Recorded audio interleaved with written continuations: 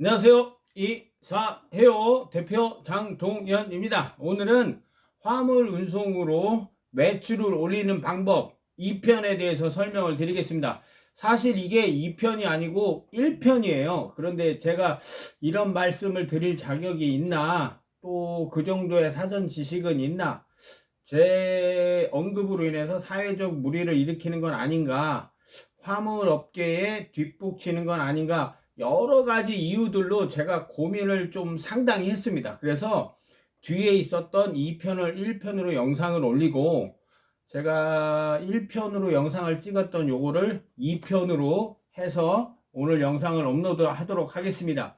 왜 그러냐면 제 유튜브 채널에서 제 의견을 피력하는 거지만 사회적으로 맞다 틀리다 의견이 분분해질 수도 있고, 또 어느 분인가는 제가 드리는 말씀으로 기분이 상하실 수도 있거든요. 그래서 고민을 정말로 많이 했습니다. 그래서 제 영상을, 오늘 영상은 보셔도 되고 안 보셔도 되고, 비판을 하시면 감수할 생각까지 갖고 있습니다. 하지만 한 번쯤은 표현하고 싶었습니다.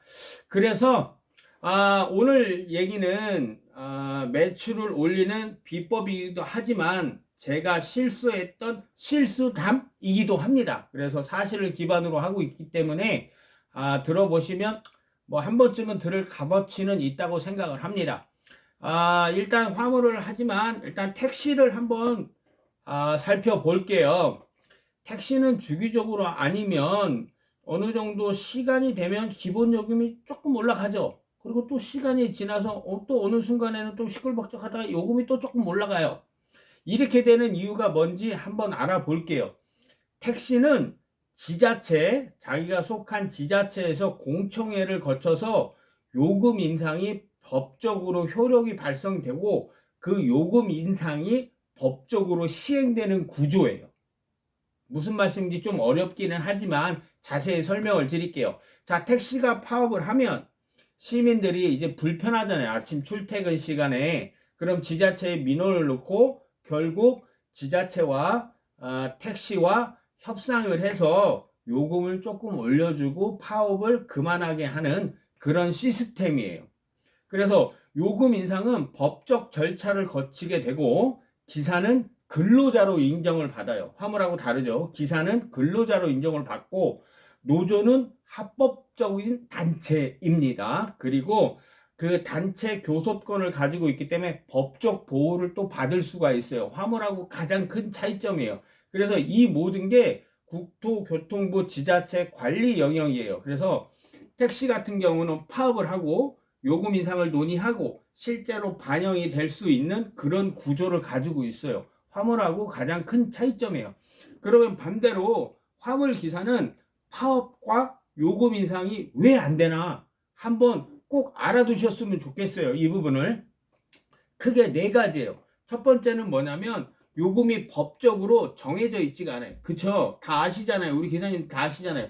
같은 뭐 5톤 화물을 실는다고 해도 어떤 짐이냐에 따라서 비용이 달라지잖아요. 그래서 택시하고 달라요. 택시는 거리, 시간 딱 두 가지예요. 근데 화물은 좀 더 복잡하죠. 그래서 그 요금이 정해져 있지가 않습니다. 자, 두 번째는 뭐냐면 기사 신분이, 앞서도 말씀드렸지만 택시는 한 반반 보시면 되지만 이 화물 운송 기사님들은 거의 99%가 개인 사업자예요. 그래서 근로자로 인정을 받지 못해요.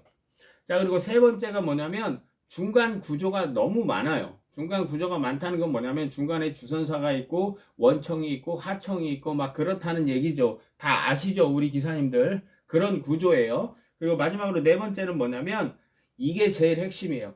화물연대가 파업을 하면 정부는 업무 개시 명령을 내릴 수 있어요. 업무 복귀 명령을 내릴 수 있어요. 그리고 그 명령에 따르지 않으면 그거는 또 이제 불법이 돼버리는 거예요. 그래서 화물연대는 파업을 하면 오히려 처벌을 받을 수 있어요. 택시하고 아주 큰 차이점이죠. 그리고 실제로 저번 정권에서 화물연대가 안전운임제 2년 그 시행하던 거 이제 끝나는 시기에 전차종으로 좀 해서 조금 더 연장해서 하자, 이렇게 해서 화물연대가 파업을 했었는데, 그때 당시에 국토교통부 장관이 업무 개시 명령을 내렸고, 그거에 따르지 않아서 굉장히 많은 분들이 큰 낭패를 보셨죠. 이게 표현이 조금 제가 서툴러서 그러는데 어려움을 당하셨죠. 그래서 손해배상까지 해드린 분도 계시고 정말 안타까운 현실이었어요. 저희 화물업계에서는. 그러면 화물연대가 과연 주장하는 게 뭔지 한번 살펴볼게요. 앞서도 말씀드렸지만 안전운임제, 이게 뭐냐면 어떤 운송을 했을 때 최소한의 기사가 먹고 살 수 있는 그런 요금을 보장해 줘라, 이런 거예요. 그리고 이제 그 안전운임제를 작은 차부터 큰 차까지 전차종으로 적용을 해줘라 했는데, 저번 정부에서 행정명령을 내렸고 안타깝지만 정말 슬프지만 일장춘몽으로 끝났습니다. 저도 예전에 그 화물연대 그분들이 초창기죠. 왜 파업을 하는지 전혀 몰랐어요. 그리고 그분들이 그 파업을 하시는 동안에도 저는 화물 운송을 했었고 돈을 벌었었죠. 왜냐면 먹고 살아야 되니까. 근데 지금 돌이켜 생각을 해보면 그때 제가 생각이 조금 짧았고 잘못했던 것 같아요. 그래서 제 실수담이라고 앞서도 그렇게 설명을 드린 게 말씀드린 겁니다. 그분들이 파업하시는 동안에 저도 되도록 쉬었어야 돼요. 지금 생각해 보면 비록 데모하는 그곳에 제가 같이 있지는 못하더라도 운송은 하지 말았어야 된다고 지금 돌이켜 보면 그렇게 생각이 되고 그렇게 판단이 돼요.